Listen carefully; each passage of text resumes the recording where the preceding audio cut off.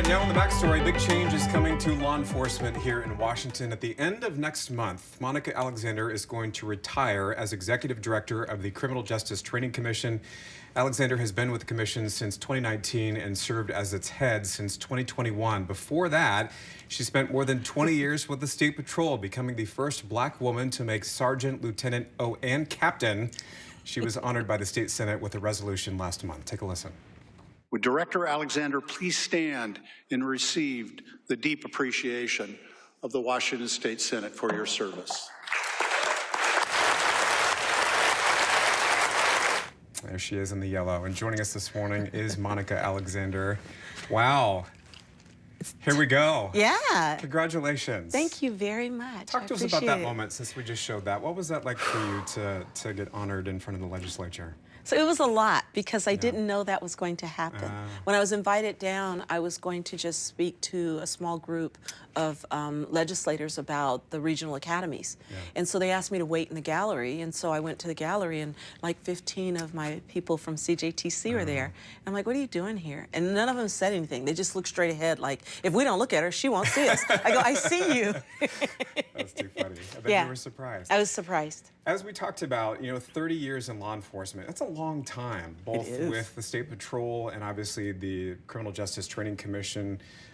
Certainly you have made a mark over these last 30 years. Is there one accomplishment, maybe a couple, that you're most proudest of over these past few decades?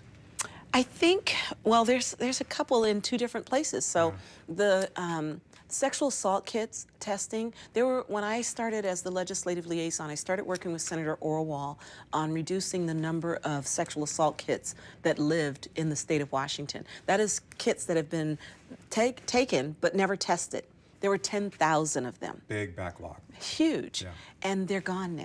Wow. And so that was huge to me to work through that process. Through the 4 years that I was a legislative liaison, we worked at chipping away at that. There's also a tracking system so survivors can go in and find out where their kid is. There's also now where they have to be tested within 30 to 45 days of being taken in. And so that is one of the things that I just feel really great about. And then at CJTC, it's really getting the accreditation to the academy. We were told that that couldn't happen. And it happened. And so I love it when people tell me things can't happen. Also, reducing the backlog and opening the regional academies and the partnerships that I have around the state with the different chiefs and sheriffs that supported that effort. We had a 6 to 8 month backlog at one point, and now we have a 30 to 45 day wait. That seems like my theme, 30 to 45 days. It's a good timeline, isn't it? You've been on the show before to talk about the expansion of these regional academies, and why was that such a priority for you when you took the helm of the commission? So, if I really am completely transparent, initially I didn't know that that would solve the problem. And so the problem was 6 to 8 months from the time an agency hired someone to the time they got to the academy. I knew that that was unrealistic and it was unreasonable for us to have people waiting that long. However, when Senator Lovett came to me and brought the idea about regional academies, that just sounded like the biggest lift ever. Like, how do we manage that? How do we manage the quality control? How do we know that training is being taught at all the way around the state? I can't be everywhere at once. So I wasn't for the idea. And then I thought about it and I looked at some numbers, and we were never going to get out of the hole, as someone told me we never would, by doing it the way we were doing it. And so change is good, and I called Senator Lovett back, and he and I talked, and then we floated it by the governor's office. The governor within 10 minutes said, yes, do that. Governor Inslee at the time, and Governor Ferguson is 100% on board with the regional academies. The legislator loved it. We got bipartisan support, and it was just a train that couldn't be stopped. It just kept on going. Yeah, so now we have the regional academies in Arlington, Pasco, and Vancouver, and then also in Spokane, and then the main campus in Burien. And so we do not have a wait time anymore. And that impacts the entire state of Washington as far as public safety goes. I was going to ask you, for the people watching at home, what is the impact to them in terms of public safety within their own communities on a community level? Well, it was at a point where every agency was so short, people would call the police and they would say, well, is it a crime in progress? We have to take a report because we don't have someone to send out. That is dangerous, not only for the community, but also for the police officer.